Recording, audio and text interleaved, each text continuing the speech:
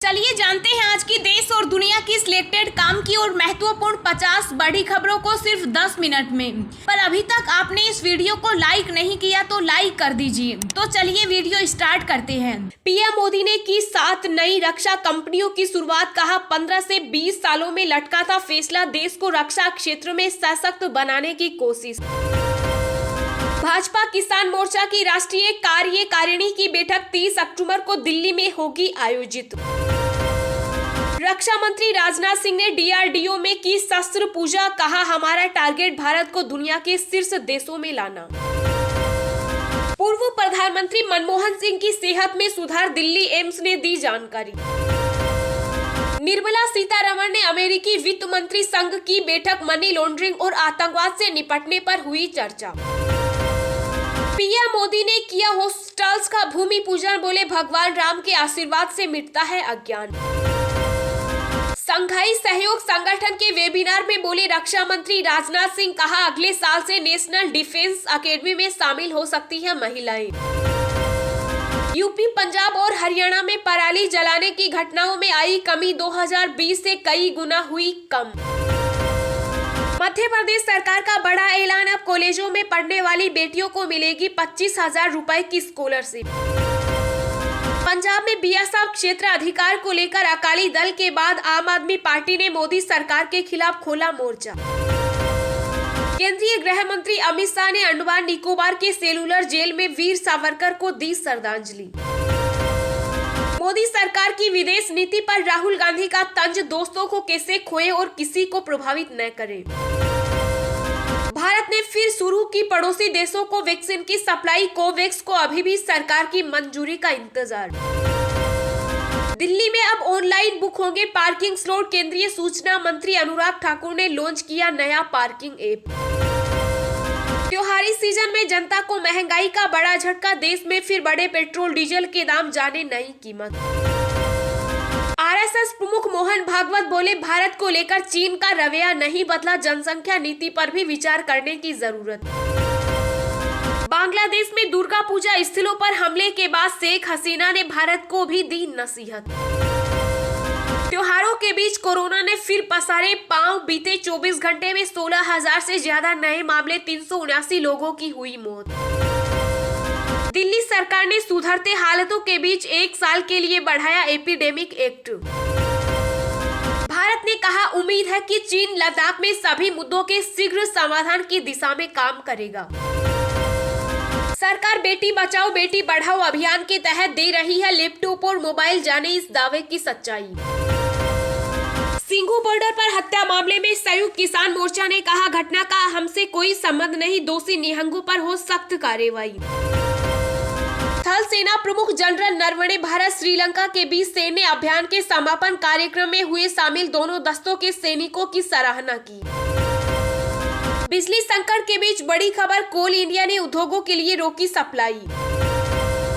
वैश्विक भूखमरी सूचकांक में 101वें स्थान पर भारत, पाकिस्तान, बांग्लादेश, नेपाल से है पीछे।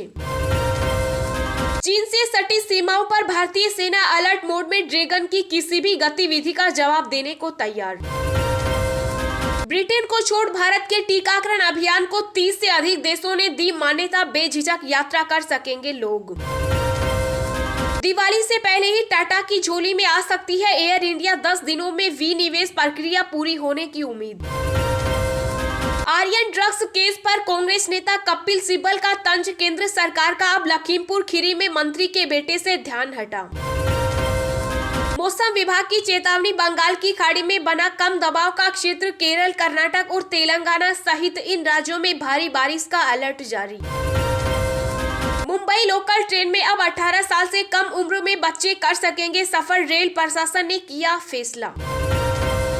राजस्थान की लड़कियों के लिए बड़ी खबर, कृषि की पढ़ाई के लिए 15,000 देगी गहलोत सरकार, तुरंत करें अप्लाई। जी हाँ दोस्तों, और भी बहुत बड़ी काम की खबरें निकल कर आ रही हैं, इसलिए वीडियो को लास्ट तक जरूर देखना। तो चलिए अब जानते हैं जो महत्वपूर्ण काम की खबरें हैं उनको विस्तार से। पर इससे पहले अभी तक आपने इस वीडियो को लाइक नहीं किया तो लाइक कर दीजिए। पीएम मोदी ने की 7 नई रक्षा कंपनियों की शुरुआत, कहा देश को रक्षा क्षेत्र में सशक्त बनाने की कोशिश। जी हां, प्रधानमंत्री नरेंद्र मोदी ने विजयादशमी के मौके पर 7 नई रक्षा कंपनी देश को सौंपी। रक्षा मंत्रालय की ओर से आयोजित समारोह में पीएम वर्चुअल रूप से मौजूद रहे। इस कार्यक्रम में रक्षा मंत्री राजनाथ सिंह और रक्षा उद्योग संघ के प्रतिनिधि भी शरीक हुए। प्रधानमंत्री नरेंद्र मोदी ने इस मौके पर कहा कि मुझे पूरा भरोसा है, ये सभी 7 कंपनियां आने वाले समय में भारत की सैन्य ताकत का एक बड़ा आधार बनेंगी। मेक इन इंडिया के तहत काम को आगे बढ़ाने का काम किया। प्रधानमंत्री नरेंद्र मोदी ने कहा कि कुछ समय पहले ही रक्षा मंत्रालय ने इसे 100 से ज्यादा सामरिक उपकरणों की लिस्ट जारी की थी, जिन्हें अब बाहर से आयात नहीं किया जाएगा। इन नई कंपनियों के लिए भी देश ने अभी से हो रही 65,000 करोड़ रुपए के ऑर्डर्स प्लेस किए। ये हमारी डिफेंस इंडस्ट्रीज में देश के विश्वास को दिखाता है। प्रधानमंत्री बोले, आत्मनिर्भर भारत अभियान के तहत देश का लक्ष्य भारत को अपने दम पर दुनिया की बड़ी सैन्य ताकत बनाने का है। भारत में आधुनिक सैन्य इंडस्ट्री के विकास का है। उन्होंने कहा कि हम शक्ति को सर्जन का माध्यम मानते हैं। देश अपने सामर्थ्य को बढ़ा रही है और दशकों से अटके काम अब पूरे हो रहे हैं। वहीं उन्होंने साफ किया कि बड़ी बड़ी कंपनियों ने मेक इन इंडिया में अपनी रुचि दिखाई। ये नीतिगत परिवर्तन का परिणाम है। भारत ने फिर शुरू की पड़ोसी देशों को वैक्सीन की सप्लाई। कोवैक्स को अभी भी सरकार की मंजूरी का इंतजार। जी हां, भारत कोरोना वायरस महामारी के खिलाफ जंग में 100 करोड़ वैक्सीनेशन के जादुई आंकड़े के करीब है। इस बीच सरकार ने ऐलान किया है कि महामारी से जूझ रहे पड़ोसी देशों की भी अब मदद की जाएगी। दोबारा कोरोना टीकों का निर्यात शुरू कर दिया गया। इस बीच कोवैक्स का सह नेतृत्व गोवी अभी भी कोविशील्ड निर्माता सीरम इंस्टीट्यूट ऑफ इंडिया से ऑर्डर की गई वैक्सीन आपूर्ति प्राप्त करने के लिए अपनी बारी का इंतजार कर रहा है। पुणे स्थित वैक्सीन निर्माता कंपनी को नेपाल, बांग्लादेश और म्यांमार को कोरोना वैक्सीन शोर भेजने की अनुमति दी गई। कंपनी को कोविशील्ड टीकों की लगभग 3 करोड़ खुराक की आपूर्ति एस्ट्राजेनेका को करने की भी अनुमति दी गई, जिसने यूनाइटेड किंगडम में ऑक्सफोर्ड विश्वविद्यालय के साथ वैक्सीन विकसित की है।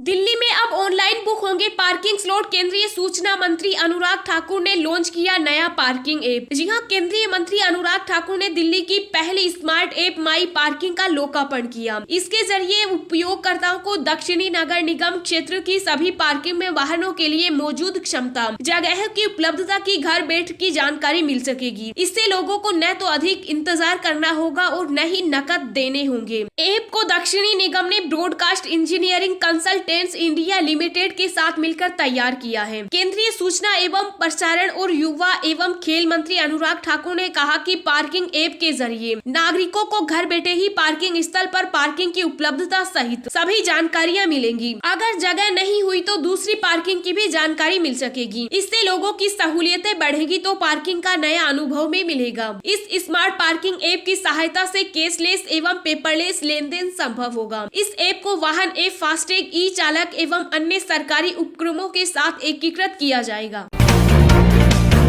पीएम मोदी ने किया हॉस्टल्स का भूमि पूजन। बोले, भगवान राम के आशीर्वाद से मिटता है अज्ञान। जी हां, प्रधानमंत्री नरेंद्र मोदी ने गुजरात के सूरत में बालिकाओं के लिए हॉस्टल के निर्माण के लिए आधारशिला रखते हुए भूमि पूजन किया। इस मौके पर उन्होंने कहा कि भगवान राम का नाम लेने से अज्ञान मिटता है। इस दौरान उन्होंने सरदार वल्लभ भाई पटेल समेत उन महापुरुषों को भी याद किया जिन्होंने शिक्षा के क्षेत्र में अपनी अहम भूमिका निभाई। प्रधानमंत्री नरेंद्र मोदी ने श्री सौराष्ट्र पटेल सेवा समाज द्वारा बनाया गया हॉस्टल फेज 1 के भूमि पूजन का वीडियो कॉन्फ्रेंसिंग के द्वारा उद्घाटन किया। इस मौके पर उन्होंने कहा कि सौराष्ट्र पटेल सेवा समाज द्वारा शिक्षा के क्षेत्र में आज हॉस्टल के फेज 1 का भूमि पूजन हुआ। आपके इन प्रयासों के द्वारा कई युवाओं को अपने सपने साकार करने का अवसर मिलेगा। मैं सौराष्ट्र पटेल सेवा समाज को बधाई देता हूँ। उन्होंने कहा कि भारत इस समय अपनी आजादी के 75वें वर्ष में है। ये अमृत काल हमें नए संकल्पों के साथ ही उन व्यक्तियों को याद करने की भी प्रेरणा देता है जिन्होंने जन चेतना जागृत करने में बड़ी भूमिका निभाई।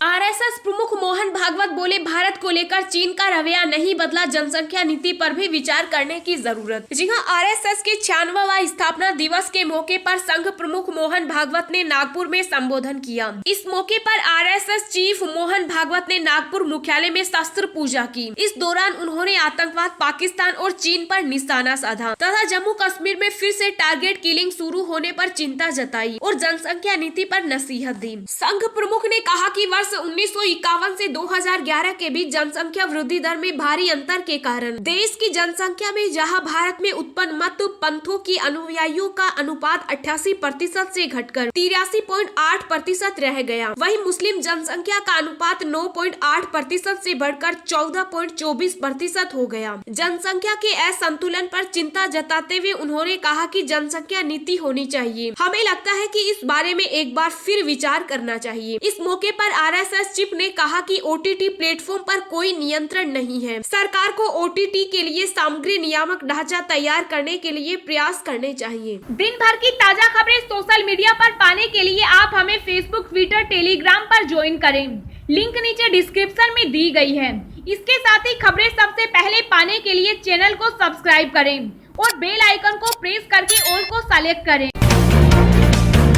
केंद्रीय गृह मंत्री अमित शाह ने अंडमान निकोबार के सेलुलर जेल में वीर सावरकर को दी श्रद्धांजलि। जी हां, केंद्रीय गृह मंत्री अमित शाह 3 दिवसीय दौरे पर अंडमान और निकोबार पहुंचे। यहां वो विभिन्न कार्यक्रमों में हिस्सा लेंगे। गृह मंत्री शाह ने पोर्ट ब्लेयर में सेलुलर जेल का दौरा कर विनायक दामोदर सावरकर को श्रद्धांजलि अर्पित की। शाह 17 अक्टूबर तक अंडमान और निकोबार द्वीप समूह के 3 दिवसीय दौरे पर हैं। उनके कार्यक्रम की जानकारी देते हुए एक अधिकारी ने कहा कि केंद्रीय मंत्री आजादी का अमृत महोत्सव के हिस्से के रूप में एक सांस्कृतिक कार्यक्रम में शामिल होंगे।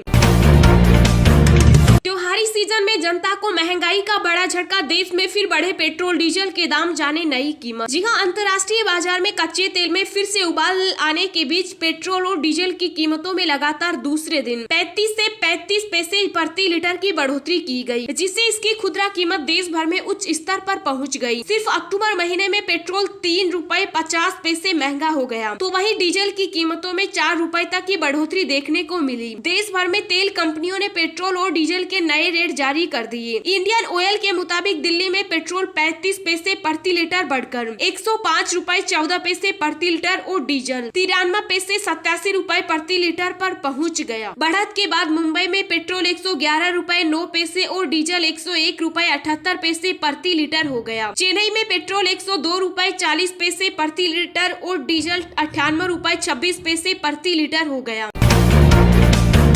मौसम विभाग की चेतावनी, बंगाल की खाड़ी में बना कम दबाव का क्षेत्र केरल, कर्नाटक और तेलंगाना सहित 3 राज्यों में भारी बारिश का अलर्ट जारी। जी हां, भारतीय मौसम विभाग ने जानकारी दी है कि कम दबाव का क्षेत्र की वजह से देश भर के कुछ राज्यों में अगले 24 घंटों के दौरान भारी से मध्यम स्तर की बारिश होगी और तेज रफ्तार के साथ हवाएं चल सकती है। इस दौरान अंडमान और निकोबार द्वीप समूह सहित कुछ राज्यों में भारी बारिश का अनुमान है। मौसम विभाग के अनुसार चक्रवाती हवाओं के प्रभाव से बंगाल की खाड़ी के मध्य हिस्से और आसपास के क्षेत्र में कम दबाव का क्षेत्र बन गया, जिसकी वजह से दक्षिण ओडिशा एवं उत्तर प्रदेश, आंध्र प्रदेश में हल्की से मध्यम बारिश हो सकती है। आईएमडी के अनुसार केरल, कर्नाटक और तेलंगाना के कुछ हिस्सों में बारिश का सिलसिला जारी रहेगा। मौसम विभाग ने केरल के 6 जिलों में भारी बारिश की चेतावनी जारी करते हुए ऑरेंज अलर्ट जारी किया तथा पूर्वी और मध्य भारत में तेज बारिश की संभावना व्यक्त की। वहीं 17 से 18 अक्टूबर के मध्य दक्षिण बिहार एवं उत्तर पूर्व में गरज के साथ हल्की बारिश की संभावना है। बंगाल की खाड़ी में बन रहे चक्रवात की वजह से झारखंड में भी इसका असर हो सकता है। आईएमडी ने 17 अक्टूबर तक राज्य में येलो अलर्ट जारी किया। वहीं अगले 24 घंटे में पश्चिम बंगाल, आंध्र प्रदेश, झारखंड, छत्तीसगढ़, सिक्किम, तमिलनाडु, पूर्वी मध्य प्रदेश, विदर्भ, पूर्वी उत्तर प्रदेश और बिहार के कुछ हिस्सों में हल्की से मध्यम बारिश की संभावना है।